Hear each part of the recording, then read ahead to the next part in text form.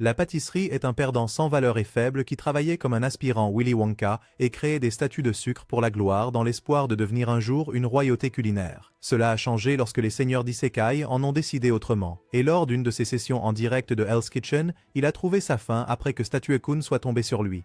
Cependant, il a été réincarné plus tard en tant que fils surpuissant d'un pauvre noble avec le pouvoir de claquer des joues comme passe-temps. Son père, Casserole, est un Sigma certifié qui a déménagé dans un pays étranger pour poursuivre son rêve inspiré de Minecraft de devenir chef de village et fermier, seulement pour découvrir que la terre était plus sèche que le sens de l'humour de son ex. Cependant, il travailla dur et réussit d'une manière ou d'une autre à cultiver une ferme là-bas. À mesure que Pastry grandissait, Casserole lui apprenait souvent à mieux utiliser son épée, mais le pauvre lâche ne parvint jamais à la maîtriser et rêvassait à la place de ses sucreries bien-aimées, gagnant ainsi le titre de déception de la famille.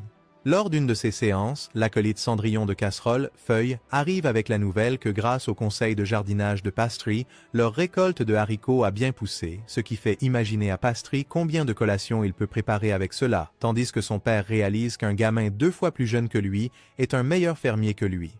En l'inverse, Feuille explique qu'une bande de voleurs se dirige vers eux depuis le comté voisin de Rethès qui n'a pas réussi à les contenir. Pastry s'inquiète que s'ils atteignent leur village misérable, ils ravageront inévitablement toutes les récoltes qu'ils ont travaillé si dur à cultiver et transformeront leur situation déjà précaire en un désastre sans le sou. Feuille estime qu'il faudra 2 mois aux bandits pour atteindre leur village, et Casserole décide que leur seule issue à cet arc potentiel de développement de personnages est de rassembler leurs forces en un seul endroit et de les attaquer avant d'être attaqués. Ils réalisent également qu'ils ne peuvent pas demander de l'aide au comte Redis malgré le fait qu'il soit la raison pour laquelle ils sont sur le point de se faire botter le derrière, simplement parce qu'ils se soucient trop des apparences et mourraient avant d'être étiquetés comme des perdants incompétents dans la capitale. Alors que ces deux-là discutent de la façon dont cette attaque pourrait potentiellement les ruiner, Pastry est déclenché par le dilemme que cette attaque pourrait détruire toute leur récolte de blé et anéantir son rêve de relancer une chocolaterie réelle en fabriquant autant de sucreries que possible. Feuille remarque la colère de Pastry et suggère de l'utiliser comme leur atout en éveillant prématurément sa magie innée. Et Casserole devient le père du siècle lorsqu'il accepte de traiter son fils comme un bouc émissaire. Plus tard, il parle de cela à sa femme Agnès, et bien que son instinct maternel se manifeste d'abord et qu'elle proteste contre cette idée, une fois que Casserole la manipule suffisamment, son côté otaku se réveille, et elle entraîne Pastry dans le paradis du travestissement en lui faisant un relooking complet et s'extasie sur son apparence adorable. Pastry maudit intérieurement le destin qui lui a donné 5 sœurs et une mère complètement folle. Mais, secrètement, il apprécie ce passe-temps. Plus tard, après que Pastry ait dit au revoir à ses amis Lumi et Marc, Casserole utilise son plan de transport à bas prix et téléporte son fils à la capitale, où Pastry ne peut s'empêcher de saliver devant les tas de fruits et de sucre qu'il n'a jamais vus dans son taudis sans le sou. Son père accepte de lui offrir tout ce qu'il veut une fois sa cérémonie d'éveil magique terminée, et Pastry jette son dévolu sur de belles pommes mûres pour découvrir qu'elles s'appellent des bons cas dans cet univers alternatif. Le voir intéressé par des fruits rares amène l'esprit délirant de Casserole à se demander si son fils est en fait un génie politique, tandis que tout ce que fait Pastry, c'est fantasmer sur tous les desserts aux pommes qu'il préparera une fois rentré chez lui, vivant sans effort à la hauteur du titre de déception familiale. Plus tard, le duo arrive enfin à l'église cérémoniale, où un type louche, qui a l'air de se droguer toute la journée, les accueille et est surpris de découvrir que le célèbre noble sans le sou est venu dans son église pour effectuer la cérémonie d'éveil magique de son fils unique.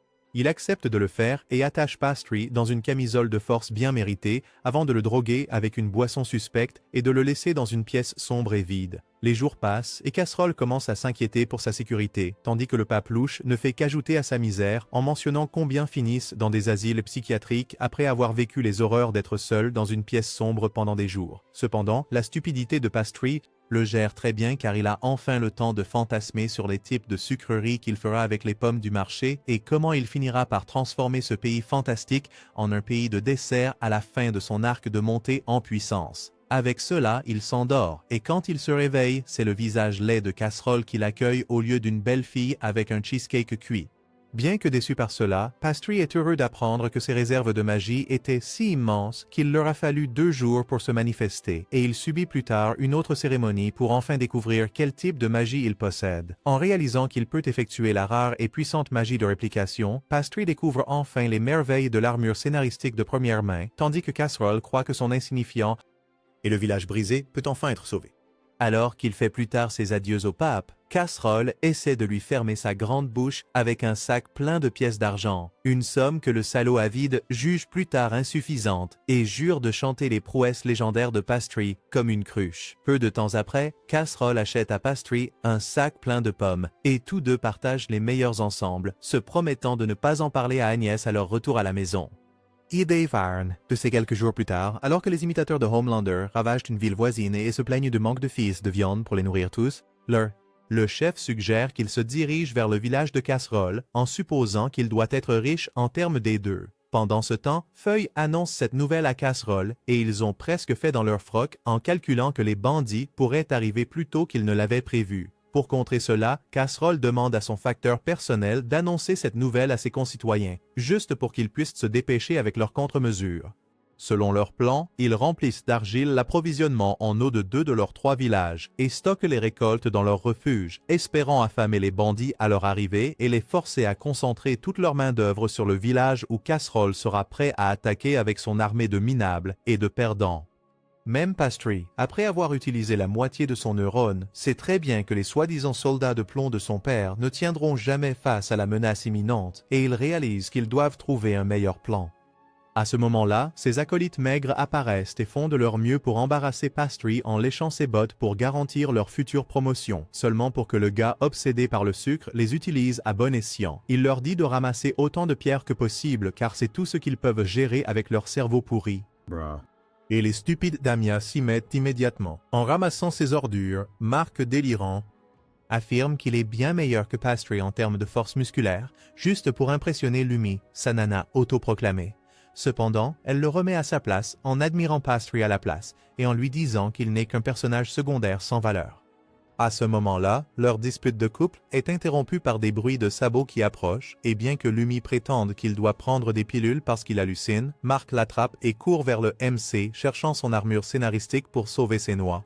Le père de Marc, qui ressemble à un mannequin à temps partiel de Calvin Klein, ferme immédiatement les portes de leur village. Cependant, tous les soldats de nuit ont instantanément les jambes flageolantes, étant les lâches qu'ils sont, jusqu'à ce que Casserole intervienne avec son Torque no Jutsu et les inspire à arrêter d'être des trouillards. À la suite de cela, Feuille propose de laisser ses faibles se reposer pour la nuit, en supposant que les bandits préféreront attaquer à l'aube. Il explique que comme ils ne connaissent pas leur territoire et ne possèdent pas d'yeux magiques, ils utiliseraient le soleil. Cependant, Casserole pense que leur ventre qui gronde et leurs poches vides les forceront à les attaquer comme des loups affamés, même à minuit. Leurs opinions divergentes les poussent à se tourner vers l'homme le plus sage parmi eux, qui utilise sa bêtise pour conclure qu'ils ont besoin de plus d'informations avant de pouvoir prendre une décision. Pour nourrir son imagination, Casserole part jouer le héros sacrificiel et entraîne Feuille dans le pétrin avec lui, tandis que Pastry devient enfin le grand patron en son absence et commence immédiatement à donner des ordres comme une sangsue d'entreprise. Se rappelant que son père a assez de charisme en tant que personnage secondaire pour esquiver les attaques surprises, il prévoit de le fumer en tirant des flèches enflammées sur lui dès qu'ils entendent l'ennemi approcher et confie cette tâche à sa copine de la friend zone, Lumi. Pendant ce temps, Feuille utilise à nouveau son vélo de 3e année pour obtenir une vue au rayon X des bandits devant lui et Casserole, seulement pour réaliser qu'ils ne sont pas une bande de wannabes fauchés mais un groupe de voleurs professionnels. Alors que le chef des voleurs joue les Sherlock en énonçant l'évidence et explique à ses sous-fifres stupides que leur ennemi les attire exprès vers leur QG, Casserole lance sa première attaque contre eux et blesse beaucoup de ses hommes. Au lieu de contre-attaquer, le chef s'extasie sur ses plans de bataille basiques jusqu'à ce que Casserole manque de charme et retourne à son village suivi de près par les bandits restants. Il s'avère que c'était le plan du Giga Chad depuis le début. Donc, dès que ces idiots s'approchent du village, ils se font fumer par les flèches enflammées prévues par les tactiques de bataille de l'école primaire de Pastry. Pour couronner le tout, Pastry utilise son escouade de tout petits pour lancer des pierres sur les bandits, qui, grâce à l'armure scénaristique et au pouvoir de ne jamais abandonner, finissent par éliminer plus de la moitié des criminels assoiffés de sang entraînés. Cela ne plaît pas au chef de gang et il utilise son petit poignard pour sauter directement dans le territoire des villageois, malgré quelques lâches et un show vidéo essayant de le retenir.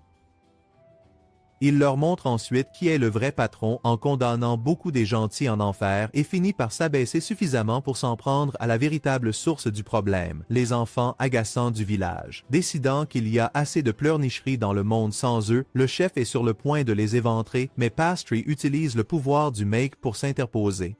Le bandit utilise ce geste stupide contre Pastry et le prend en otage. Mais Pastry utilise sa magie de réplication pour refléter la douleur des cicatrices de brûlure d'un homme sur les autres voleurs. Cela fait gémir le type auparavant badass comme un bébé de douleur jusqu'à ce que Mark l'achève en lançant une dernière pierre sur sa tête vide, le mettant officiellement hors d'état de nuire. Le lendemain matin, lorsque la nouvelle de la blessure du fils à maman se répand, Agnès fait une crise hystérique, mais elle est consolée une fois qu'elle apprend que la blessure n'était pas trop grave.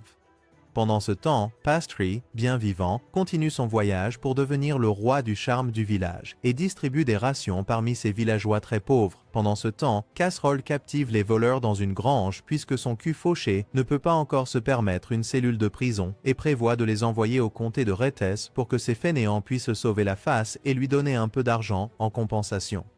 Il distribue ensuite de maigres sous de son budget minable aux villageois en échange de leurs services, y compris Mark et Lumi, qui sont plus qu'émus de recevoir des vieilleries et un sac de grains bien au-delà de sa date de péremption. Avec l'aide de Pastry, les deux ramènent cela chez Mark pour se faire bien voir, et il remporte à la fois le prix du meilleur frère et un peu d'amour maternel. Une fois qu'il est établi comme le héros local de sa maison, il se déplace vers la résidence de Lumi, où la barbe puante de son grand-père l'accueille, et ils finissent tous par profiter d'une fête avec consommation d'alcool par des mineurs. Alors que l'alcool fait rêver Pastry de son chemin vers le diabète, Lumi et Mark s'éclipsent et se dirigent vers la grange prison improvisée dans l'espoir de rencontrer les voleurs maintenant qu'ils sont littéralement des héros, seulement pour que leur carte Nippo soit refusée immédiatement. Cependant, Mark utilise plus tard ses tactiques douteuses pour distraire les gardes de la prison et les faire entrer tous les deux. Une fois à l'intérieur, il rime des durs à cuire misérables d'hier, mais l'épée d'occasion de Mark attire l'attention du chef. Il révèle que cela lui appartenait jusqu'à hier et, une fois qu'il sent de loin les tendances gourmandes de Mark, il propose de l'aider à apprendre à utiliser la magie avec. Malgré les avertissements de Lumi sur le côté louche du type, rien n'arrête le nouveau raccourci de Mark pour atteindre des pouvoirs divins, seulement pour que son imbécilité soit punie par le voleur qui se libère immédiatement et s'empare de son épée. La carte de femme de Lumi ne fonctionne pas non plus contre ce sataniste et il la poignarde avant de s'enfuir avec Mark comme otage. Voyant que le grand patron s'échappe, ses subordonnés demandent à être libérés aussi, seulement pour être traités d'incapables par lui juste avant qu'il ne s'enfuit sur un cheval volé. Dès que cette nouvelle parvient à Pastry, il se précipite aux côtés de Lumi, et après s'être assuré qu'elle est en sécurité, il poursuit le voleur à cheval. En chemin, il se demande s'il peut utiliser son privilège de protagoniste pour forcer un match nul contre le voyou et met sa foi dans les pièges qu'il a précédemment installés dans la forêt. Pendant ce temps, cette nouvelle parvient à Casserole et il se précipite immédiatement pour sauver son enfant à problème, seulement pour que Feuille se mette en travers de son chemin en débitant des conneries sur la politique et comment un criminel en fuite va ternir leur si bonne image publique. D'un autre côté, Mark essaie d'utiliser sa grande gueule sans oreille musicale contre le voleur, ce qui fonctionne étonnamment après les avoir empêtrés dans un piège à souris. Avec la souris à terre, Pastry arrive sur place avec son art ninja du timing parfait et tire son épée sur lui. Alors que leur duel commence, Pastry réalise qu'il est aussi bon que fumé s'il ne s'enfuit pas, mais décide d'utiliser un discours cliché sur le fait qu'il n'abandonnerait jamais son ami pour se motiver. Des heures plus tard, Feuille cherche Pastry dans la forêt, mais ne découvre rien sauf son épée brisée. Supposant qu'il est mort, l'homme Cendrillon rentre chez lui les larmes aux yeux pour découvrir que Pastry est sain et sauf. Casserole ne comprend pas comment son fils Loser a réussi à faire un truc pareil et exige une explication, mais le gamin déclare qu'ils ne pourront pas comprendre avec leur faible QI même s'il l'explique. Lousse. Finalement, il abandonne et révèle qu'il a utilisé sa magie de réplication pour copier la téléportation de Casserole à la dernière minute, seulement pour que le père jaloux lui conseille de ne jamais utiliser ce tour de passe-passe devant qui que ce soit, surtout sur le champ de bataille. Plus tard, il parle à son homme de main inutile de combien tous les chasseurs de fortune autour d'eux essaieraient d'utiliser Pastry comme une arme de guerre si la nouvelle de sa capacité surpuissante venait à se répandre. Le jour suivant, tandis que Mark se lamente sur sa faiblesse, Pastry apparaît et suggère qu'il rende visite à Lumi, maintenant qu'elle n'est plus en train de mourir. Cependant, Mark commence à pleurer à la place, se blâmant pour avoir failli la tuer. Pâtisserie, qui en a assez de ses crises de larmes de drama queen, lui dit que pleurer comme une petite mauviette ne résoudra pas ses problèmes et que s'il veut vraiment applaudir ses petites fesses, il devra se ressaisir. Plus tard, alors qu'il le traîne chez Lumi, Pâtisserie s'excuse de devenir la troisième roue du carrosse et cache ses abdos solitaires dans la cuisine avec son seul véritable amour, les desserts. Alors qu'il transforme les citrons de la vie en une tarte sucrée au citron et aux pommes, Mark incline la tête devant Lumi et lui demande pardon en lui demandant si elle le laisserait encore la baiser après tout ce qui s'est passé. Juste au moment où elle se demande quoi lui répondre, Pastry revient en professionnel avec sa tarte sucrée et leur en offre un morceau à tous les deux. Alors qu'ils oublient toutes leurs blessures et échecs, Pastry continue avec ses bêtises sur la façon dont différentes pommes peuvent être utilisées pour faire différents desserts, tout comme les humains ont des rôles différents. Il dit qu'il recruterait quand même Mark dans son armée future, malgré le fait qu'il soit un échec total et complet, ce qui l'émeut aux larmes d'avoir enfin décroché un entretien d'embauche. À ce moment-là, le père de Lumi entre en scène avec son partage désactivé et dit à Mark qu'il devra épouser sa fille maintenant qu'il lui a fait une vilaine cicatrice. Lumi accepte immédiatement, sachant très bien qu'elle ne peut pas trouver un homme avec ses melons inexistants, tandis que Mark devient rouge comme une tomate de honte. Alors que tout le monde savoure plus tard la tarte aux pommes ensemble, Pastry réalise qu'il est un pas de plus près de son rêve de créer le pays du diabète, et il jure de rendre tout le monde heureux une fois qu'il aura atteint son objectif. Le lendemain matin, cependant, la crise d'entreprise frappe à nouveau le pays des rêves de Pastry, alors que Casserole se plaint de son compte en banque complètement à sec et du manque de financement pour redémarrer leur vie. Feuille ajoute à sa misère en lui rappelant qu'ils sont connus partout comme des fraudeurs légendaires, c'est pourquoi ils ne peuvent pas non plus espérer obtenir des prêts. Alors qu'il maudit le chef des voleurs en fuite, Pastry demande s'il peut demander de l'argent à ses parents ou à ceux de sa femme pour apprendre que l'incompétence de son père ne s'arrête pas à être un mauvais chef. Mais il a aussi été un fils modèle en coupant tous les liens avec ses parents lorsqu'ils ont refusé de le laisser épouser Agnès. Bien que la vie amoureuse de ses parents n'intéresse pas le moins du monde pâtisserie, Casserole se vante d'avoir fui avec Agnès, et elle a pratiquement perdu toute sa richesse à cause du charme d'un bon à rien.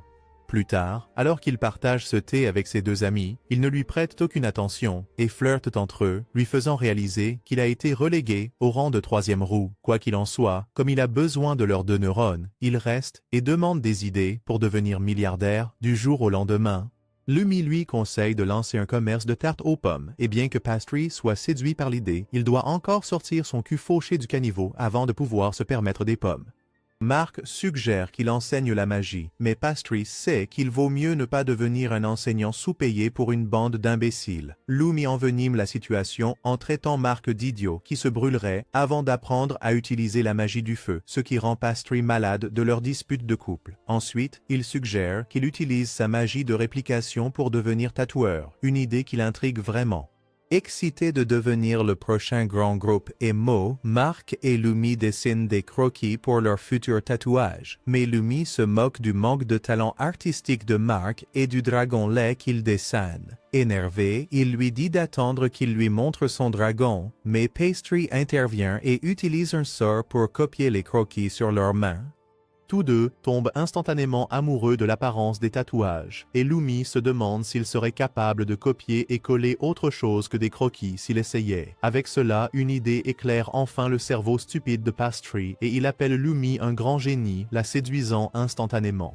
Rapidement, il se précipite vers ses parents et rappelle à Casserole comment il utilise sa téléportation pour emmener Joséphine, la sœur de Pastry, à des bals et des fêtes afin qu'elle puisse décrocher un mari riche maintenant qu'elle est en âge. Il demande ce que font les parents qui ne possèdent pas de tels pouvoirs et Agnès dit qu'ils dépensent évidemment beaucoup d'argent en voyage. C'est alors que Pastry révèle sa nouvelle idée et utilise la réplication pour peindre un portrait d'Agnès, suggérant qu'il propose ses portraits aux nobles comme un moyen économique d'arranger des mariages. Casserole, dont le manque d'intelligence n'a pas encore permis de produire une meilleure idée, adore l'idée et commence à fantasmer sur le jour où il gagnerait enfin des millions aux dépens de son fils. Pendant ce temps, Agnès demande à Pastry de retoucher sa peau ridée pour paraître moins vieille, ce qui le fait soupirer d'agacement. Avec cette arme cool dans leur arsenal, Casserole et Pastry se dirigent vers le comté de Rhett pour enfin tenir une réunion avec la garce responsable de leur situation actuelle de ruine et de misère. Dès le départ, Casserole essaie de la séduire, mais elle tourne toute son attention vers Pastry à la place, qui est stupéfait de voir à quel point elle est laide avec sa horrible teinture de cheveux. Il s'installe plus tard autour d'une table à thé où Pastry est surpris de voir tous les desserts qu'il aimait autrefois dans l'ancien monde. Et bien que Casserole fasse de son mieux pour amadouer la comtesse en chantant de faux éloges de ce souper médiocre, Pastry fait très clairement comprendre que cela ne séduit pas son palais supérieur. Cela déstabilise la comtesse, qui ne souhaite rien de plus que de l'impressionner, mais se laisse distraire lorsque Casserole encore parle de l'agriculture et d'autres conneries qu'il fait habituellement. En parvenant enfin à attirer l'attention de Rhéac, il attribue tout le mérite à Pastry, disant que son moi inutile n'aurait pas pu faire pousser ses récoltes sans l'aide de son fils. Profitant de cette occasion, Pastry mentionne que des bandits sont venus et ont détruit tout leur gagne-pain durement acquis il y a seulement quelques jours, et menace subtilement la comtesse de les remettre à l'armée royale pour qu'elle puisse mener une enquête sur leur provenance. Sachant pertinemment que c'était son propre comté, Rhéac réalise qu'elle est fichue. Cependant, elle essaie encore de mentir pour s'en sortir et les défie de trouver la preuve que c'était l'incompétence de son armée. Comme si c'était le moment qu'il avait attendu toute sa vie, Casserole sort instantanément son atout, une épée avec l'emblème de Rhéac qu'un des bandits portait, lui fournissant la preuve qu'elle réclamait. Maintenant complètement acculée, elle propose de compenser les dommages, et après quelques négociations, Pastry parvient finalement à obtenir 150 pièces d'or, un accord qui le satisfait pleinement, mais qui énerve la comtesse, qui réalise que Casserole ne bluffait pas lorsqu'il attribuait à Pastry le moindre de ses succès. Plus tard, alors que cette reine des intrigues fait ses adieux à Pastry, elle lui demande pourquoi il semblait ne pas aimer le thé qu'ils servent, seulement pour que Pastry ne cesse de parler de la façon dont les biscuits servis avaient été trop sucrés et pourraient être améliorés à l'avenir. Quand les oreilles de Casserole commencent à saigner à cause de cela, il se tape la tête et s'excuse auprès de la belle pour lui avoir causé des ennuis. Pâtisserie lui présente ses excuses avec une peinture reproduite d'elle, dont la comtesse devient bientôt obsédée. Le lendemain, Casserole entreprend un autre voyage d'affaires au manoir du duc Kadlecek à l'occasion de la cérémonie de majorité de son petit-fils. Son petit-fils, Squall, qui ressemble plus à une demoiselle, semble avoir bu quelques centaines de shots d'espresso et salue Casserole en bégayant. Kadlecek lui dit de desserrer son pantalon et révèle qu'il vénère pratiquement les récits de bravoure de Casserole, le rendant embarrassé par ce nouveau statut de célébrité. Une fois que tout est dit et fait, Kadlecek prête enfin attention à l'existence insignifiante de Pastry, seulement pour être impressionné par son effort acharné. En fait, lorsque son propre petit-fils se dégonfle devant Pastry, Kadlecek envisage presque de le donner en adoption en échange de posséder Pastry. Le gars qui cherche à se faire remarquer, quant à lui, continue d'impressionner le duc encore plus en lui peignant le portrait d'une bombe sexy avec de gros atouts tout en démontrant sa magie nouvellement apprise. Cependant, avant que le vieux bonhomme puant ne s'emballe, Pastry explique que c'est un cadeau pour Squall de la part du commandant militaire Ubarek qui lui a envoyé le portrait de sa fille, puisqu'il ne pouvait pas leur rendre visite lui-même. La raison en est les menaces de guerre constantes qui entourent son territoire, rendant dangereux pour sa fille Petra de quitter leur manoir. Squall, en revanche, n'écoute presque rien de tout cela, car son Virginia, qui n'a jamais vu de femme auparavant, tout comme vous, tous les losers, tombe amoureux au premier regard et accepte immédiatement de lui rendre visite le mois suivant. Kadlecek, en revanche, se sent agacé par la bêtise de son petit-fils, car il réalise comment l'équipe père-fils essaie d'arranger un mariage entre les deux familles, ce qu'il ne veut pas. Pour bloquer son propre petit-fils, Kadlecek essaie de refuser l'offre en mentionnant le coût du voyage et leur compte bancaire actuellement à sec, seulement pour que Casserole se porte volontaire pour devenir son transport personnel gratuit. Juste au moment où le vieil homme fulmine d'agacement après avoir entendu cela, Pastry le flatte en révélant que Ubarek cherche en fait à établir un lien familial avec lui pour pouvoir éliminer les menaces qui l'entourent en utilisant l'armée impressionnante de Kadlecek pour menacer son adversaire. Le flatté invétéré est instantanément flatté et annonce au public qu'il se rendra personnellement chez Ubarek avec son petit-fils très bientôt. Plus tard, après avoir réussi sa mission sournoise, Pastry traîne à la fête lorsque Squall, dans son état lamentable, le salue et demande s'il y a quelque chose que Petra aime en particulier, comme le stupide. Il commence à jacasser sur les biscuits sucrés qu'elle aime et comment il peut l'aider à en faire. Squall réalise qu'il est trop jeune pour comprendre sa question et lui demande plutôt de modifier le portrait de Petra pour améliorer ses intrigues et la rendre plus sexy, ce qui fait lever les yeux au ciel à Pastry. Ce soir-là, Feuille flatte Casserole pour être un homme généreux et lui demande d'augmenter son salaire. Mais Pastry les interrompt. Le perdant leur apporte 2 lettres, l'une de la maison Kadlecek et l'autre de Ubarek, selon lesquelles Petra et Squall se sont fiancés. Et pour avoir joué les entremetteurs, l'État de Casserole reçoit une somme d'argent conséquente juste au moment où Pastry se demande s'il peut enfin acheter les précieuses pommes qu'il n'a jamais pu se permettre. Casserole dit qu'ils ne reçoivent pas de charité gratuite, mais devront fournir leurs services pour assurer la sécurité de Petra lorsqu'elle voyagera de sa ville natale à la capitale. C'est parce que son père, ce connard, a des problèmes avec presque tout le monde autour de lui et il pourrait essayer de faire du mal à Petra pour régler leur compte avec lui. Feuille se demande s'il peut simplement la transporter avec sa magie pratique, mais Casserole dit qu'ils ne peuvent pas parce que pour cela, ils devront d'abord stationner des soldats dans la capitale. Pourquoi ils n'ont pas assez de temps? En entendant cela, Feuille suggère de refuser le travail, mais Casserole lui explique instantanément qu'ils ne gagneront jamais autant d'argent de toute leur carrière s'ils ne prennent pas ce travail. Pâtisserie est d'accord avec lui aussi, car il a besoin des sous pour établir son pays du diabète. Alors qu'il force ses deux neurones à réfléchir à la situation, il élabore le plan magistral d'emmener Petra à l'église sous prétexte de sa cérémonie d'éveil magique et de la garder dans le sanctuaire pendant 2 jours jusqu'à ce que ses fiançailles avec le prince Pansy soient officiellement annoncées. Casserole accepte instantanément cela puisque son idiotie ne peut pas trouver de meilleur plan et Pastry essaie de s'éclipser, espérant que cette idée servira de levier contre l'argent qu'il a volé du prix. Cependant, même si son père est complètement retardé en ce qui concerne d'autres choses, il ne plaisante pas quand il s'agit de billets de dollars, et il frappe instantanément son fils intelligent quand il découvre les pommes et le sucre qu'il a commandés. Le lendemain, alors que le père et le fils se dirigent vers la résidence Ubarek pour escorter Petra, Pastry découvre qu'il ne sera pas seulement entouré d'une seule beauté tout ce temps, mais de 2, puisque Petra a une sœur jumelle. La belle femme commence instantanément à flatter Pastry dans l'espoir de recevoir plus de ses biscuits sucrés et aux noix, mais se perdant la repousse en parlant de la qualité de la farine à la place.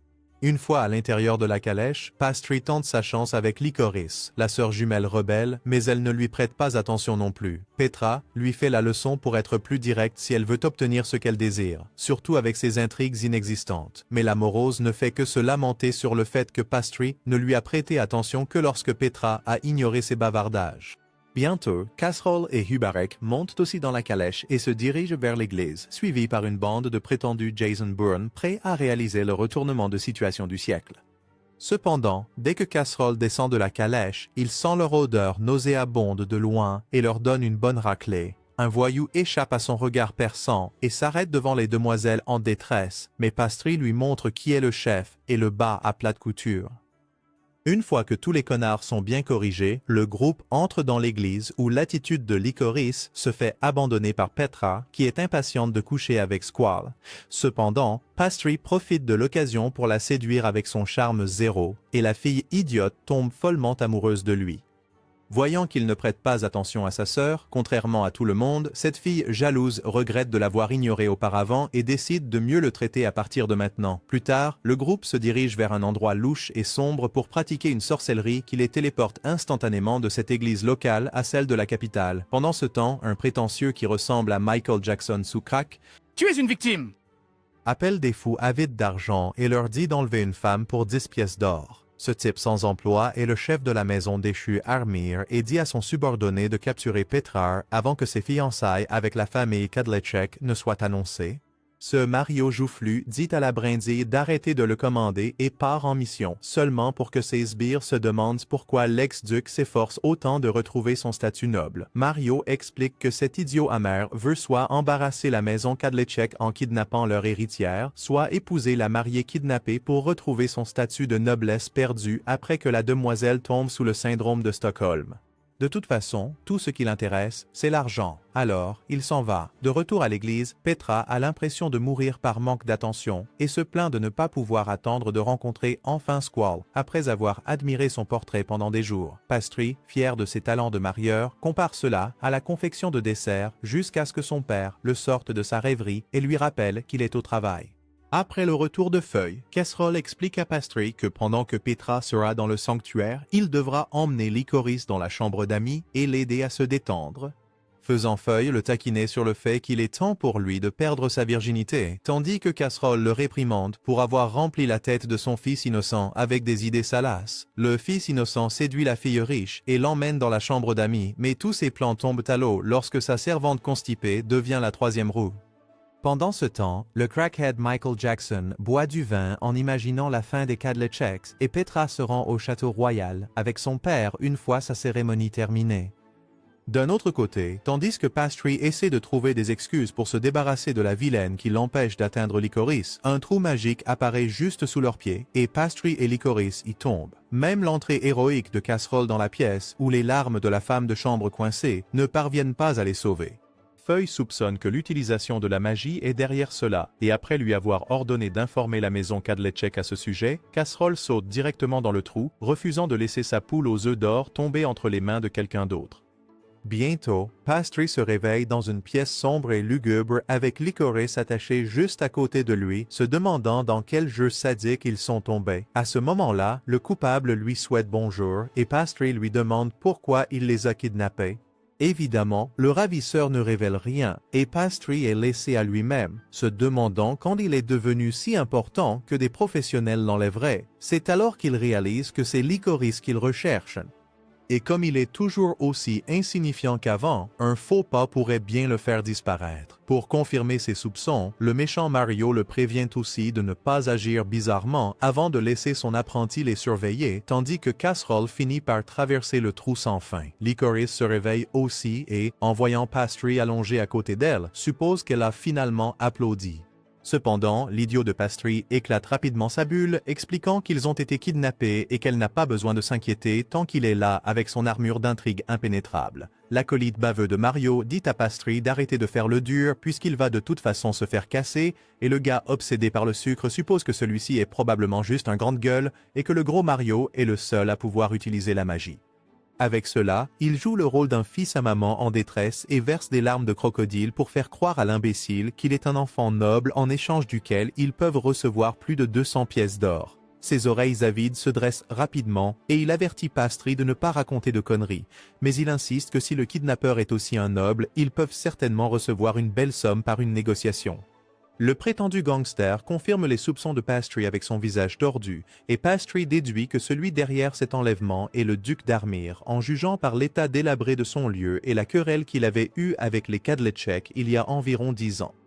Pour transmettre cette information à son père inutile, il la grave sur ses robes et les lui envoie. D'un autre côté, Casserole apprend que le père minable de Licorice n'envoie aucun soldat pour son sauvetage car il est trop occupé à lécher les bottes de Kadlecek en utilisant son autre fille, au grand désarroi de tout le monde. Pour ajouter à la détresse de Casserole, la bonne inutile commence à lui faire la leçon sur la parentalité, presque comme s'il se fichait de la disparition de Pastry, pour finalement se faire dire de se taire par son bras droit. Juste à ce moment-là, le ruban de Pastry vole vers eux. Et après avoir appris que le lâche Armir est derrière tout ce drame, Casserole transporte Feuille à la capitale et part chercher Pastry par lui-même. Pendant ce temps, le méchant Mario revient, furieux d'avoir été arnaqué en kidnappant la mauvaise sœur et manque de tabasser Licorice. Cependant, Pastry joue les chevaliers servants pour augmenter ses chances de conclure et reçoit la raclée à sa place. Avec lui à terre, le kidnappeur stupide sort son épée pour en finir avec Licorice, mais elle invoque Pastry avec le pouvoir des larmes qui avertit le kidnappeur de ne plus toucher à sa copine. Maintenant acculé, il calcule à quel point Pastry pourrait être puissant pour éliminer son subordonné et saboter son attaque en même temps. Voyant la retraite comme sa seule option, le lâche essaie de fuir, mais Casserole bloque sa sortie alors qu'il se précipite pour aider. Surprise, enfoiré. Avec son papa à bord, Pastry dit au méchant Mario qu'il n'a plus de moyen de s'enfuir, mais celui-ci sourit et utilise son pouvoir inutile pour creuser un autre trou et s'échapper par là. Après avoir appris à ses dépens qu'il y a toujours un moyen, un Pastry déçu retrouve son père et sa future épouse potentielle juste au moment où Feuille entre avec une autre paire de faibles. Pour ajouter à la détresse de Pastry, l'un de ces salauds attrape Licorice et s'en va en disant qu'il la ramènera à son père bon à rien. Plus tard, Feuille révèle qu'ils ont capturé Armir et Casserole explique comment ce type a été déchu de son titre il y a environ 20 ans, après avoir été découvert comme un rat militaire passant des informations à l'ennemi. Juste à ce moment-là, les sbires de Kadlecek apparaissent et demandent à Casserole de soumettre un rapport sur l'incident qu'il refourgue aux pauvres Feuilles avant de s'échapper avec Pastry pour chercher le voyou en fuite. Peu après, alors qu'il retourne dans le manoir délabré, Pastry utilise enfin son imbécilité pour réaliser que Humpty Dumpty n'a jamais eu assez d'énergie magique pour s'échapper des environs, simplement parce qu'il est un faible déguisé en voyou. Avec cela, ils retournent immédiatement dans la pièce, seulement pour réaliser qu'il gagnait du temps, caché dans son trou tout ce temps. Avec le père, le fils et le pauvre voyou dans la même pièce, le voyou félicite Pastry d'avoir vu à travers son plan minable et attrape son épée pour les achever tous les deux. Pour lui faciliter la tâche, Pastry se porte volontaire pour un combat en tête-à-tête.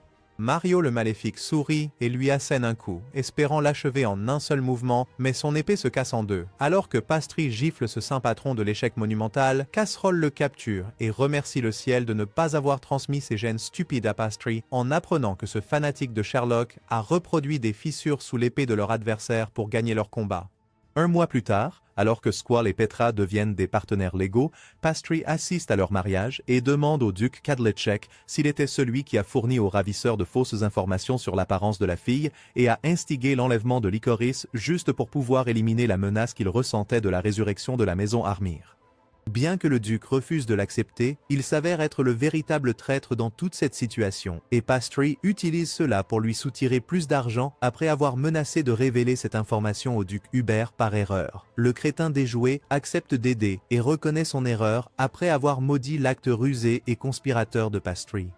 Juste à ce moment-là, la plaisanterie de père, le duc Hubert, se montre et remercie Pastry d'avoir nettoyé son désordre. Il continue en demandant à son idiot s'il a déjà une femme qui l'intéresse, le faisant se demander pourquoi un type d'âge moyen s'intéresse à sa vie amoureuse inexistante. Alors qu'il a la chair de poule, Pastry explique qu'il est bien trop jeune pour tout cela pour l'instant, seulement pour que le duc propose qu'il se fiance à Licorice avant qu'une autre femme ne vienne l'enlever. Alors que tous les autres adultes meurent intérieurement de honte par procuration, les tendances de Pastry à vouloir plaire aux gens rendent difficile de le refuser, bien qu'il essaie toujours de jouer la carte, elle mérite mieux. Hubert demande si c'est parce que sa fille est déficiente d'une certaine manière. Et bien que Pastry veuille mentionner le manque de jus dans ses melons, il reste silencieux pour protéger sa seconde chance dans la vie. Même son père avide accepte cette proposition, et Kadlecek aussi monte dans le train pour profiter du karma instantané de Pastry, lui faisant perdre toute foi en l'humanité. Finalement, même Licorice se présente pour le saluer et le remercie de l'avoir sauvé l'autre jour, ce qui fait que Pastry tombe instantanément sous son charme pour une raison quelconque. Lorsque cette nouvelle parvient à Squall et Petra, il propose de faire un plan à trois avec lui un jour, une offre qu'il refuse nerveusement. Finalement, toute cette flagornerie l'épuise et Pastry profite d'un peu de solitude le soir, mais seulement pour que Licorice gâche cela aussi. Cette garce en quête d'attention se demande si Pastry n'est pas content d'elle, mais il la rassure en lui disant qu'il est soulagé de l'entendre. Elle essaie de le séduire avec ses biscuits sucrés préférés, mais Pastry se rend compte qu'elle a mis du sel à la place du sucre. Pourtant, en bon mari qu'il est, il dévore tout et la félicite même, ce qui la fait sourire de tout cœur. Alors que le soleil se couche et qu'il mange davantage de son échec culinaire, Pastry se promet qu'il la protégera pour le reste de sa vie. Une fois la fête terminée, Casserole fait face à son pire cauchemar et se tient devant Agnès avec ses jambes engelées, expliquant comment leur famille a maintenant une nouvelle fille qui est jolie et appartient à une famille noble.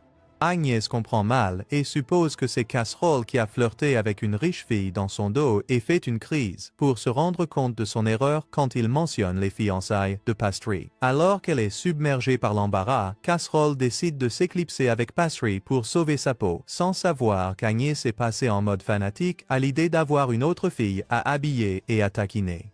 Pendant ce temps, Ruthes reçoit la nouvelle des fiançailles de Pastry et perd son sang-froid en le perdant au profit d'une fille sans histoire. Après s'être littéralement brûlée et avoir offert un service aux fans en se nettoyant, elle apprend qu'elle est la fille de la famille Hubarek et déduit que le renard rusé Hubarek a organisé cela pour pouvoir utiliser les nombreux talents de Pastry. Son assistante pense qu'elle raconte des conneries jusqu'à ce que Ruthes explique comment Casserole était fauchée avant que Pastry n'entre en scène et transforme soudainement ses terres stériles en machines à faire de l'argent. Elle calcule que la Terre prospérera encore plus tant que Pastry aura une protection scénaristique dans son arsenal et suppose que Hubarek a dû sentir cela de loin. Pendant ce temps, cette menace de classe mondiale se réjouit des nouvelles fournitures qu'il a extorquées à Kadlecek. Juste à ce moment-là, ses amis toujours affamés entrent en scène pour découvrir qu'il a des arbres, pas des tartes aux pommes, cachés dans toutes les boîtes. Lumi demande s'il prévoit de les nourrir avec des tartes aux arbres, pour apprendre que comme les arbres sont pour planter, c'est ce qu'ils feront. Cela les fait se demander s'il a finalement dévié de son rêve de devenir diabétique, pour apprendre qu'il veut utiliser ces arbres pour attirer les abeilles et produire du miel. Ses subordonnés soutiennent cela, mais Pastry mentionne qu'ils ne peuvent pas encore tenter ce coup car leur territoire est plus sec que le Sahara. Pour résoudre ce problème, il change encore de carrière et prévoit de créer des réservoirs d'eau exactement comme ils le font dans les régions montagneuses.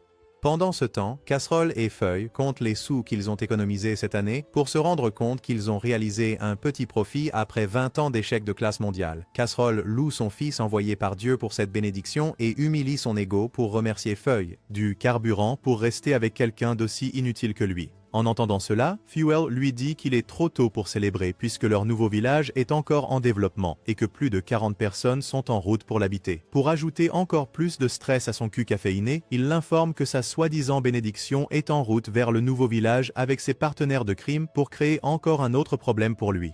En entendant cela, alors que Casserole maudit le jour où il a créé Pastry, l'enfant à problème devient Saitama avec des cheveux et perce un trou à travers les montagnes, en copiant la magie de Mario le Maléfique.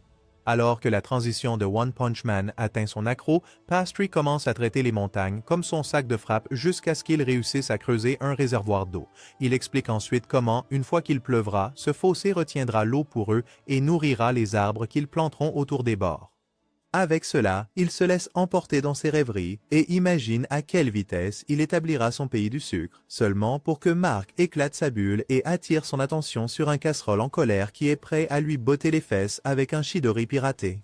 En même temps, la reine des intrigues fait une crise parce qu'elle n'est pas assez jeune pour frapper Pastry sans se faire arrêter, ni n'a de fille à marier dans un mariage politique. Alors qu'elle s'enivre de plus en plus de thé, Rites conclut finalement que l'âge n'est qu'un chiffre et qu'elle doit se faire une place d'une manière ou d'une autre. Quelques jours plus tard, une fois que Pastry a créé un canal fonctionnel pour le nouveau village et a atteint le statut de célébrité, une lettre arrive pour lui que sa sœur suppose être de sa fiancée. Il se fait des illusions pour être ensuite déconcerté par l'écriture de Rites qui l'invite à une fête de thé, se demandant pourquoi elle fait soudainement un geste aussi suspect. Plus tard, il rentre chez lui avec son air arrogant pour embêter Fuel et apprend que son père nomade est reparti pour la capitale. Cependant, juste au moment où il commence à expliquer la situation louche à Fuel à sa place, Casserole apparaît comme un fantôme et lui dit d'arrêter de s'inquiéter des femmes qui pourraient le mettre en prison et de se concentrer sur celles qui le rendront riche, par exemple, sa propre fiancée.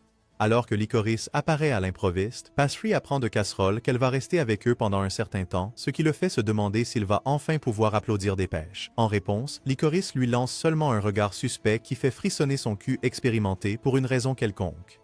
Les rumeurs sur la fiancée de Pastry se répandent comme une traînée de poudre, au point que l'ami commence à imaginer une femme plus âgée, mature et voluptueuse qui a Pastry sous son emprise, exactement le contraire de la réalité. D'un autre côté, le perdant l'emmène dans son paradis secret, qui n'est pas sa chambre, mais la cuisine où il prépare ses douceurs bien-aimées. Pendant ce temps, le subalterne d'Hubert demande pourquoi il a envoyé sa fille au village misérable de Casserole, même si elle n'est pas encore officiellement fiancée à Pastry. Le stratège rusé explique qu'il l'a fait pour contrer les tactiques que la reine des intrigues bon marché utilise pour atteindre Pastry.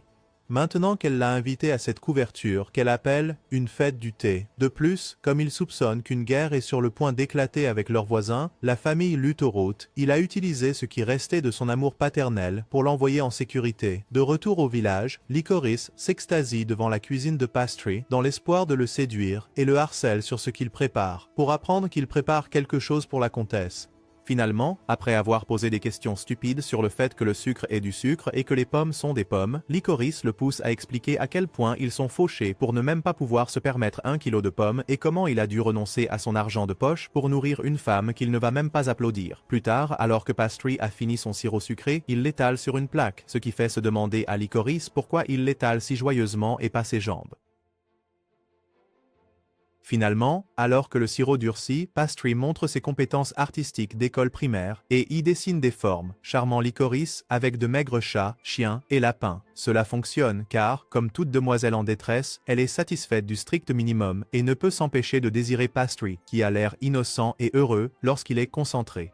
D'un autre côté, tandis que Pastry refuse de passer à l'âge adulte avec Licorice, sa mère, sa sœur et ses amis, qui jouent aux espions professionnels derrière les portes, se sentent de plus en plus frustrés de voir à quel point il est stupide de ne pas profiter de cette occasion en or pour coucher avec elle. Pastry, quant à lui, prépare des pommes d'amour pour que Licorice les suce, car il est bien trop tôt pour qu'elle essaie son aubergine.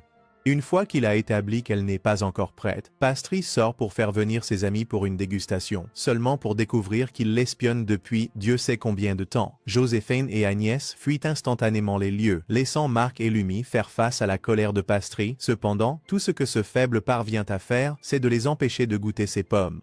Quelques jours plus tard, le jour J arrive, et tandis que Pastry imagine comment il va sauver l'économie en vendant tous les meubles coûteux de Rhett, la servante constipée de Licorice lui fait la leçon sur le fait qu'il doit se concentrer davantage sur le cul ennuyeux de Licorice que sur les sucreries et l'argent. Cela se retourne contre lui, car il se tourne plutôt vers le portrait séduisant de Rhett, se demandant pourquoi elle l'a exposé si ouvertement. À ce moment-là, le rat de la comtesse s'approche de Pastry et le salue, lui envoyant des menaces subtiles sur la façon dont il devrait se comporter. Cependant, cela fonctionne car tout ce qu'il comptait faire aujourd'hui était de promouvoir sa nouvelle entreprise. Il utilise le statut noble de Licorice pour obtenir toute l'attention dont il a besoin pour cela et exhibe son bocal plein de bonbons durs. Les nobles stupides qui n'ont jamais vu une telle merveille sont immédiatement conquis, y compris le rat d'avant qui se croyait un dur à cuire. Une fois que tout le monde est euphorique à cause du sucre, Pastry essaie de les soudoyer pour réduire les taxes sur les produits sucrés en échange de ses bonbons gratuits, mais Rhett arrive au pire moment et ruine son plan. Cette nana, avec ses melons juteux, attire instantanément l'attention de tout le monde au point que la jalouse Licorice ressent le besoin de se présenter à elle dans l'espoir de la menacer de rester loin de son homme. Cependant, son homme chétif ne peut détacher ses yeux de la reine des intrigues et la suit instantanément lorsqu'elle demande une audience privée. Une fois seule, Pastry mentionne à quel point elle a l'air sur ses gardes, ce qui pousse Rhett à expliquer que c'est parce qu'elle est une femme fragile en compagnie d'un utilisateur de magie. Pastry ne comprend pas comment, surtout qu'elle a assez de forme aux bons endroits, mais elle passe outre et se met au travail. Il commence par la séduire en exploitant sa gourmandise et révèle ensuite qu'il prévoit de cultiver la matière première pour ses douceurs, le sucre et le miel, dans son village. Rhett refuse de croire qu'il peut le faire sur une terre si aride. Mais, sachant à quel point son armure scénaristique fonctionne bien, elle craint qu'il ne réussisse. La garce rusée prévoit alors de voler l'avenir grandiose qu'il envisage et accepte de l'aider dans son entreprise, rendant Pastry reconnaissant envers elle. D'un autre côté, alors que Pastry devient le sujet de conversation de la ville, Licorice commence à se sentir jalouse, alors que son esprit paranoïaque imagine ce qu'il pourrait faire avec une fille aussi sexy que Rhett comparée à son approche de la vie aussi plate que la justice. Alors que son anxiété sociale se manifeste, Licorice quitte la salle pour retourner dans son espace sûr. Pendant ce temps, alors qu'il rêve de gagner de plus en plus d'argent avec ses bonbons, Rhett demande à Pastry à propos de Licorice et comment il l'a sauvée de son ravisseur. Elle se demande s'il l'aime, et bien que Pastry devienne rouge comme une tomate, il est trop lâche pour l'admettre. Cela lui donne une ouverture, et elle l'utilise pour enlacer Pastry par derrière, pressant sa poitrine contre lui et lui disant qu'elle ne le relâchera pas tant qu'il n'admettra pas ses sentiments pour Licorice. Pastry, qui n'a jamais senti une fille d'aussi près, perd toute son énergie alpha et commence à céder, seulement pour que Licorice les surprenne à la toute dernière seconde, assurant ainsi le succès instantané du plan sournois de Rhett. Dès que Pastry réalise qu'il a gâché sa chance de coucher et de devenir riche, il se précipite après Licorice, dont le cœur brisé la force à fuir. Sa servante snob essaie de demander à Pastry comment il a pu séduire une fille aussi canon avec son charme absolument basique. Mais il dit à la vieille sorcière de se taire et court après Licorice. Il la trouve en train de pleurer dans le jardin et tente de s'excuser, seulement pour qu'elle passe le test de la fille la plus manipulée et se plaigne de ne pas être assez bien pour lui et qu'elle comprend pourquoi il choisirait les atouts de Rhett plutôt que sa planche plate. Elle pleure encore plus et se compare à sa sœur belle et confiante, se sentant encore plus nulle jusqu'à ce que Pastry utilise sa carte de persuasion et lui dise qu'il l'aime telle qu'elle est. Comme s'il n'était pas en train de câliner une autre fille, il y a quelques instants, il lui demande de lui faire confiance. Et étant la cruche qu'elle est, Licorice hoche la tête. Maintenant, pour lui redonner le sourire, Pastry se téléporte chez lui tandis que tout le monde s'inquiète de sa vie amoureuse qui coule à sa place. Il revient après un moment, et juste au moment où Licorice s'attend à ce qu'il sorte un bouquet, il arrive avec une autre de ses pommes d'amour. Il explique comment il a fait celle-ci juste pour elle puisqu'elle a un petit cœur gravé dessus. Arrête de mentir. Déjà fatiguée de son obsession pour le sucre, elle abandonne et croque dedans, seulement pour se rappeler de leur première fois ensemble dans la cuisine. Cela la touche aux larmes, et en voyant cela, Pastry lui explique comment les pommes d'amour sont aussi appelées pommes d'amour. C'est pourquoi il a utilisé cela pour y verser tout son amour. Alors qu'elle se demande si une pomme enrobée de sucre et des balivernes sucrées sur l'amour devrait suffire à pardonner l'infidélité, Pastry la charme et lui demande de lui faire confiance à nouveau. Perdue face à ce séducteur, elle lui pardonne et le remercie pour la friandise. Cependant, alors que Pastry saisit l'occasion pour faire avancer leur intrigue, la femme de chambre coincée s'interpose et emmène Licorice. Laissé seul dans la nouvelle recrue, la compagnie de Nicolo, Pastry devient gêné alors qu'il le taquine sur son personnage de séducteur et finit par activer son Susanoo de seconde zone, menaçant Nicolo de doubler sa charge de travail en plus de son maigre salaire si jamais cela se sait. En rentrant chez lui, Pastry est immédiatement attaqué par sa mère, qui le taquine sur le fait qu'il travaille dur pour applaudir les nobles pêches de Licorice. Elle le relâche momentanément de son étreinte de sumo lorsque Licorice apparaît, seulement pour le saisir et s'enfuir une fois que la reine des potins réalise qu'il a dû rapporter beaucoup de thé épicé de la véritable fête du thé. Après qu'elle l'ait épuisé jusqu'à l'os, Fuel l'aide à se remettre avec encore une tasse de thé et découvre que Pastry a préparé des papiers d'emballage de qualité spéciale pour expédier ses bonbons bien-aimés dans une tentative de se venger de Rethès pour avoir saboté son chemin vers la noblesse riche. Quand Rethès entend cela, elle fait une crise hystérique et se plaint de la dernière rumeur selon laquelle elle les aime jeunes. Son conseiller aussi inutile qu'un déchet n'aide pas non plus alors qu'il parcourt ses récentes propositions de mariage, dont la plupart viennent de gamins de 10 ans. D'un autre côté, le conseiller d'Hubert, qui ressemble à un dieu grec, l'informe de l'armée de 30 000 hommes de Luthoroth et de la façon dont il frappera avant qu'il n'officialise le mariage de Petra avec Squall, s'assurant que les cas de l'échec ne les aident pas. Réaliser à quel point il serait cuit si cela arrivait, ce rapeureux écrit une lettre pour implorer l'aide des Kadlecek. Pendant ce temps, Pastry compte ses profits sans fin et dit à Fuel qu'il utilisera cet argent provenant de la vente de sucreries et de photos pour acheter 100 chèvres, les traire et faire du fromage pour élever ses desserts. Fuel lui rappelle comment ils ont autrefois amené des chèvres il y a des années, seulement pour que leur terre stérile manque d'herbe pour elles. Cependant, comme Pastry est arrogant comme pas possible, il croit que cela n'arrivera pas maintenant qu'il a créé des réservoirs d'eau. En fait, il veut élargir leurs horizons et amener aussi des poules et des vaches. L'idiot de conseiller se demande s'il veut vraiment manger de la viande de poulet, seulement pour que Pastry le défie de ne jamais toucher à ces précieux poulets car ils sont nécessaires pour les œufs, qui sont à leur tour nécessaires pour préparer des gâteaux et des flans, sa véritable bouée de sauvetage. Après cela, il traîne ce type inutile à une autre séance de dégustation et lui montre un nouveau type de sirop sucré végétalien qu'il a préparé, que Fuel trouve excessivement sucré, confirmant que Pastry a effectivement atteint son objectif. Plus tard, il engage Marc et Lemmy pour une autre session de travail non rémunérée, alors qu'ils préparent un presse-agrumes pour extraire plus de ce sirop. Licorice se montre pour les agacer, tandis que Lemmy a du mal à atteindre la tête de la tige et que Marc la critique pour son poids. Cela l'énerve, alors qu'elle serre sa tête entre ses jambes. Ils trébuchent tous et tombent, cassant la poignée du presse-jus dans le processus. Après cet échec, Licorice donne son avis et explique comment ils peuvent utiliser quelque chose comme un pressoir à vin à la place, une idée que Pastry aime instantanément. Il rentre rapidement chez lui pour que son père s'occupe encore d'un de ses passe-temps bizarres, seulement pour se confronter à la réalité lorsqu'il se retrouve face à lui et apprend que la guerre a finalement éclaté. Il explique que les voisins de la maison Hubarek, les fichus Luthoroth, ont annoncé qu'ils enverraient leur armée pour botter les fesses des premiers dans quelques jours, une révélation qui effraie Pastry. Quelques jours plus tard, alors que Pastry prépare une crème blanche suspecte, son père et ses hommes transpirent lors d'une séance d'entraînement fanservice, spéculant sur le fait que fouetter de la crème pendant des heures est peut-être un nouveau stratagème secret pour se muscler. Pastry sourit et montre son corps musclé donné par Dieu, expliquant que fouetter ne développe pas les muscles. En fait, son régime pour le diabète non plus, qui manque de toute forme de protéines.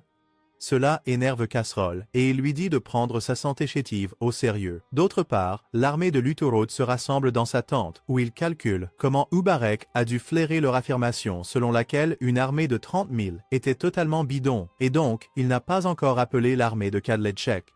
Le général soupçonne que soit Kadlecek l'a refusé quand il en a eu assez de nettoyer après ses erreurs, soit Hubarek est devenu trop arrogant et ne l'a jamais demandé. Luthoroth en déduit que c'était le dernier, puisqu'il doit sauver la face et repousser une armée de seulement 10 000 à lui seul. Alors qu'il se demande comment faire, un de ses soldats apporte la nouvelle que Squall réside actuellement dans la maison Hubarek, ce qui le fait sourire comme un diable à mi-temps. D'un autre côté, tandis que Pastry s'entraîne encore plus dur pour devenir la parfaite femme au foyer, Licorice entre dans la cuisine et essaie de marquer un point avec lui en mentionnant que toutes les guerres dans le monde auraient pu être évitées si tout le monde aimait les sucreries autant que Pastry, car alors il serait trop occupé à combattre le diabète pour se tirer dans les pattes. Cela le conquiert instantanément, et Pastry lui dit qu'il la récompenserait avec un cheesecake dès que ses chèvres tant attendues seraient livrées. Plus tard, cependant, tous ses rêves s'effondrent lorsque ses chèvres sont volées par un autre escroc qui semble les avoir toutes mangées. Allez, mec. Le marchand explique comment il a été menacé par ces hommes et forcé de vendre les chèvres de Pastry à lui. Casserole déclare qu'ils devront simplement encaisser, puisque la guerre en cours va certainement aggraver les choses pour eux dans les prochains jours. Cependant, Pastry ne peut pas le supporter et sort pour dire ses 4 vérités à ce crâne rasé, seulement pour être arrêté par Casserole, qui lui rappelle que le baron n'a pas volé ses chèvres, mais les a payées, c'est pourquoi il ne peut rien accomplir, même s'il traîne son pauvre derrière jusqu'à son manoir et pleure toutes les larmes de son corps. Feuille, quant à lui, utilise son méga-esprit pour suggérer qu'il rejoigne l'armée de Ubarek comme renfort pour monter plus haut sur la liste de priorité des provisions et récupérer leurs chèvres du baron de cette manière. Casserole aime aussi cette idée et Pastry est tellement motivé qu'il se transforme en Super Saiyan. Alors que leur armée se met en route, Marc se plaint de ne pas pouvoir y aller aussi, seulement pour que Lumi le traite de perdant minable qui aurait ralenti tout le monde. Licorice, quant à elle, est contrariée par le départ soudain de Pastry, mais il s'excuse et dit qu'il ne peut s'empêcher de choisir ses précieuses chèvres plutôt que son derrière plat. D'un autre côté, Squall établit le record de simping le plus élevé en s'extasiant devant le portrait de Petra, puis son apparence arc-en-ciel. C'est alors que Hubarek entre et taquine Squall sur l'amélioration de ses talents de séducteur, mais leur moment familial amusant est gâché par le dieu grec, qui fait irruption et informe Hubarek de l'arrivée imminente de l'armée de Luthorut. Du côté positif, cependant, quand il apprend qu'il s'agit seulement de 10 000 personnes, il croit que son armée peut les affronter et dit à Squall de se préparer à enfin devenir un homme et à diriger une de ses unités en première ligne. Comme ce froussard n'a jamais mis les pieds sur le champ de bataille auparavant, il est presque mort de peur, mais accepte quand il réalise qu'il peut impressionner Petra avec le charme d'un militaire. Pendant ce temps, le salaud rusé aux dents de requin prévoit de déchirer les Ubarek et les Kadletchek en attaquant Squall, qu'il s'attend à voir sur le champ de bataille. En même temps, Squall se dirige vers le champ de bataille habillé comme un mannequin Gucci et tient la photo de Petra. Quelques heures plus tard, Pastry et Casserole arrivent au manoir de Hubarek et en discutant de son plan de bataille, Casserole a l'impression que quelque chose cloche dans la formation ennemie, mais son imbécile ne peut pas dire quoi. Pastry utilise le pouvoir du MC pour le comprendre magiquement et expliquer comment les ennemis qui devraient se préparer à attaquer sont en position défensive. Cela aide Casserole à expliquer comment, s'il était le cerveau, il utiliserait de plus petites unités pour tendre plusieurs embuscades à l'ennemi, en particulier à leur première ligne. C'est alors que Hubarek réalise que son instinct de bataille défaillant n'a pas perçu cela, et qu'il a envoyé Squall sans le savoir, à l'endroit parfait pour une embuscade. En entendant cela, Casserole et Pastry se précipitent immédiatement pour sauver son existence faible et pitoyable. Pendant ce temps, juste au moment où Squall pénètre dans le territoire ennemi, les forces de Luthorut entourent complètement son armée, et Squall réalise qu'il est aussi bon que de la viande fumée maintenant. Ses hommes lui demandent des ordres, et il finit par leur dire de battre en retraite, pour se rendre compte que cette option est désormais dépassée, et que son seul choix est de se battre. Cependant, juste avant qu'il ne se précipite avec son imbécilité et ses muscles chétifs, Casserole et ses hommes ravagent le champ de bataille, et Pastry arrive pour sauver Squall juste avant qu'il n'éclate en sanglots. Une fois la bataille terminée et Squall sauvé, il se tient main dans la main avec Pastry comme des amants maudits et exprime sa gratitude pour être ensuite horrifié par la vue de tous les soldats tombés à cause de lui. Pendant ce temps, Luthorut se mord les lèvres en acceptant amèrement la défaite après avoir appris que le rusé Hubarek a apprivoisé une bête de combat comme Casserole. D'autre part, alors que Squall rentre chez lui, Hubarek est heureux de ne pas avoir accidentellement rendu sa fille veuve et dit qu'il restera à jamais redevable à Pastry. Lui et son père mentent sur le caractère héroïque de Squall sur le champ de bataille, mais comme il sait qu'il n'était qu'un faible, il prend congé pour se reposer. Juste à ce moment-là, Petra arrive, toute malade d'inquiétude, seulement pour être repoussée par l'apitoiement de Squall, qui lui dit qu'il a besoin d'être seul. Le voyant écrasé par le poids de la défaite, Petra s'inquiète de voir que c'est la première fois qu'elle le voit faire autre chose que l'admirer, et se demande ce qu'elle peut faire pour aider, étant aussi inutile qu'elle l'est. Casserole se tourne vers Pastry et lui rappelle comment il a sorti Mark de la dépression une fois et se demande s'il peut faire de même pour Squall. Cela le fait se demander ce qu'il peut bien accomplir avec son cul plat que Petra ne peut pas, même avec ses énormes canons de scénario pour se rappeler ce que Lekora a dit. Il réalise que les douceurs sont toujours meilleures que les amertumes et avec cela, il se met à préparer un autre chef-d'œuvre culinaire. Bientôt, tandis que Hubarek organise une grande fête de célébration et que Squall boude tout du long, Pastry pétrit sa pâte et beurre ses pommes pour créer le dessert parfait. Voyant à quel point Madame a l'air moche, Casserole essaie de lui remonter le moral pour qu'il soit fier de son minable lui-même, seulement pour qu'il se rappelle encore et encore du carnage. Juste à ce moment-là, Pastry arrive et enfonce le couteau dans la plaie de Squall, déjà peu sûr de lui en flattant son stupide beau-père. Cependant, il oublie toute son insignifiance dès que Pastry dévoile sa tarte tatin et tend une assiette à Squall en expliquant comment ce plat est inspiré par son échec de classe mondiale. Quand Squall ne comprend pas, il explique que ce plat était une version ratée d'une tarte aux pommes qui est née parce que le créateur a oublié de mettre la pâte au fond et a dû la placer sur les pommes. Cela fait plus de mal que de bien, car Squall commence à se sentir encore plus mal, seulement pour que Pastry explique comment un échec peut engendrer des miracles aussi beaux qu'une tarte tatin, c'est pourquoi il ne devrait pas ressasser le sien. Cela rappelle à Squall ses traumatismes familiaux et comment on lui a toujours fait la leçon de ne jamais échouer. C'est alors que Petra intervient et lui dit qu'elle n'est rien d'autre que fière de lui de rentrer sain et sauf, même si c'était au-dessus de 100 cadavres innocents. Son discours finit par l'atteindre et il promet de devenir un meilleur leader à l'avenir avant d'ignorer Pastry, son véritable sauveur, et d'inviter le moche à boire un verre avec lui dans le jardin.